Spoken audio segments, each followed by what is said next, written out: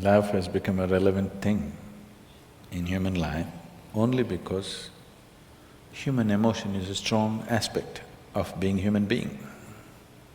In human life, emotion is a very powerful thing. Even in this day and age, though people think they're very intellectual, even today, their emotions are the strongest aspect. Yes or no? It's the most intense aspect of their life. They claim they're intellectual, but their intellect is never so intense, but their emotions are intense. Maybe not love, maybe not compassion, but maybe anger, maybe irritation. These are all emotions. So emotion is a very important aspect of being human. Now we're only talking about what type of emotion do you want to have? Now do you have a mind? Do you have a mind? Yes. Would you want it to be sharp or dull? Huh? Why? It works better that way, isn't it?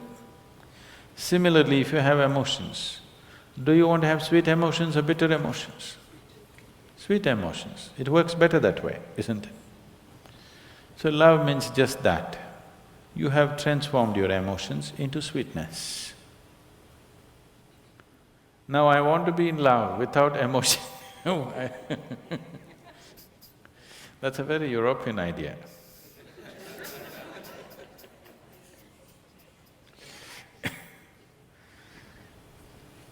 Love is an emotion. It is the sweetness of your emotion which we are referring to as love. If the same emotion becomes bitter, we call it hate. Usually it is the people whom you love that you hate, isn't it? Some time ago you loved them, now you hate them. You don't hate that man who's just walking on the street, isn't it? Some love should have happened and now the coin fell another way and now it's become hate. Yes? So it's just the same coin. If it falls this way, it becomes love, if it falls that way, it becomes hatred. Don't think they're too far away. They're pretty close. One little thing goes wrong, love becomes hate, isn't it? So, how to be in love without emotion? Love is an emotion. Now the choice is only, do you want your emotions to be sweet, pleasant or unpleasant emotions? That's your choice. It's an obvious choice, isn't it? But most people are keeping their emotions bitter most of the time. Bitterness need not necessarily mean they're in active hatred. They're in irritation, they're in agitation. They're in some kind of… fear is also an emotion, anxiety is an emotion.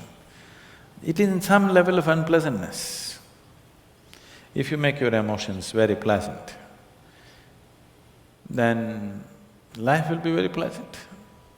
Even today, most people experience as a moment of love as the most profound experience of their life. It is not. But they experience it that way because that is the most intense thing they have touched.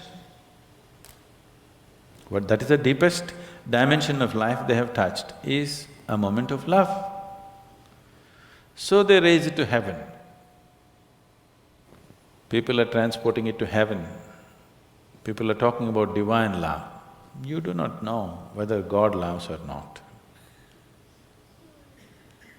Human beings are capable of love if they're willing.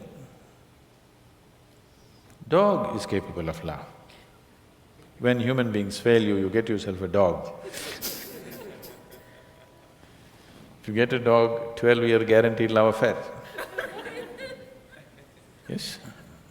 Do not underestimate this. You get yourself a dog, every day you come home, what a welcome you get, huh? Your wife, she's no good. One day she's one way, your children, they're not interested whether you come home or go. But your dog, every day, what an excited welcome he gives you. Nobody's capable of this, isn't it? Every day, without fail, he'll never show disinterest in you. is such a boost for you, you know. Dog is love for sure. Maybe it's just a spelling mistake. You know, typos can happen.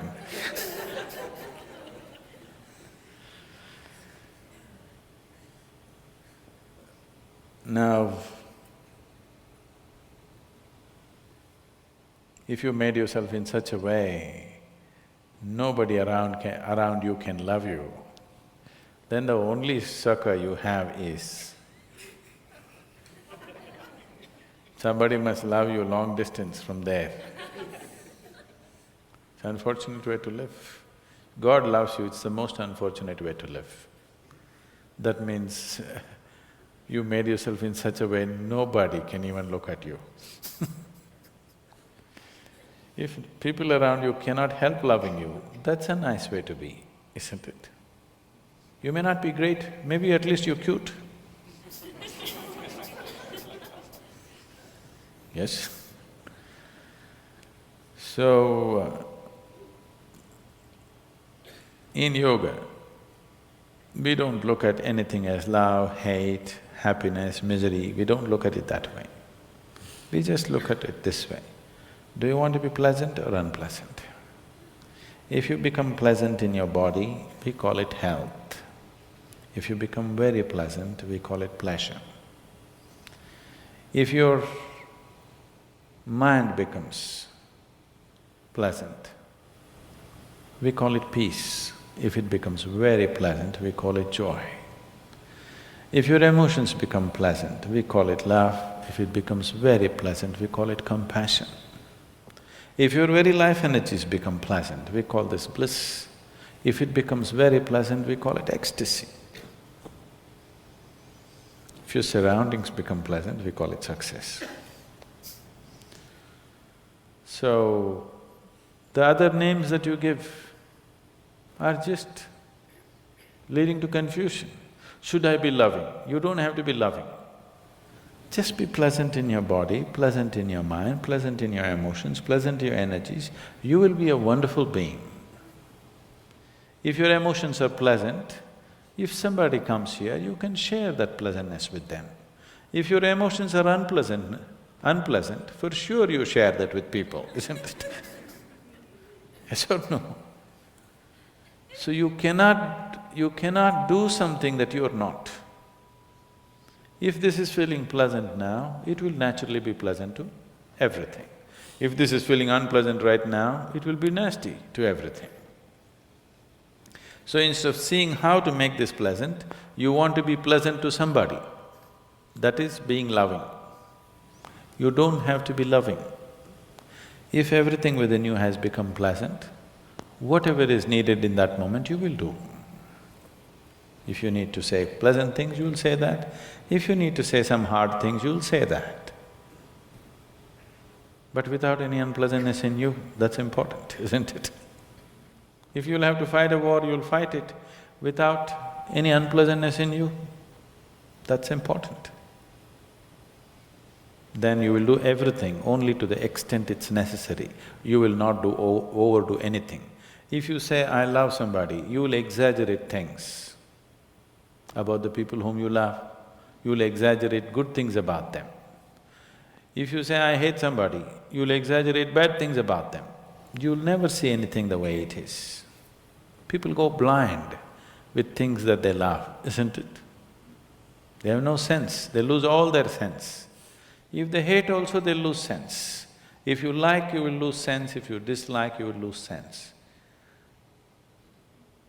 The doorway of life is in being equanimous, that you're able to see everything just the way it is. Now you are pleasant to somebody not because somebody is nice.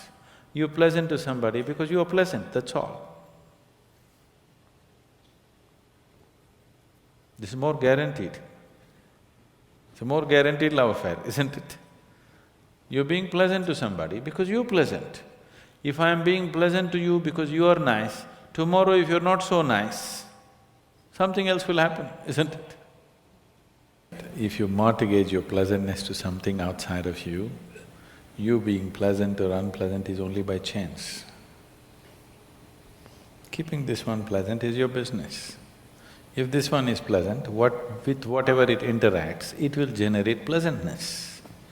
Now you have not managed to make this pleasant, you're trying to be pleasant to somebody, and that is subject to so many things. If you have to be pleasant, they have to be fixed the way you want them. And that's not possible. Nobody can be fixed the way you want them. You're not able to do that even with one person, isn't it? You cannot even fix one person the way you want them, forget about the whole world. The more you try this, the more bitterness and unpleasantness will happen. That is why in the so-called most intimate relationships, maximum amount of unpleasantness happens. So this is because you're trying to do something that you're not. You're trying to be loving when you're not pleasant. When you're feeling bitter, you try to be loving and see it'll destroy you, isn't it? Yes or no? You tried all these things, isn't it? It's destructive. When you're feeling pleasant, it is effortless. So, you just have to look at why is it you being pleasant or unpleasant is mortgaged to external situations. If everybody around me is unpleasant, how can I be pleasant? Especially if everybody around you is unpleasant, it's all the more important that you're pleasant, isn't it? Yes or no? If everybody around you is in a mess, is it not all the more important that you're pleasant? If everybody around you is unhealthy, is it not very important that at least you're healthy, even if you want to take care of them? Is there any logic to everybody is unhealthy, so let me also get sick? What is the logic behind this? So if people around you are unpleasant, it becomes even more important that you're pleasant.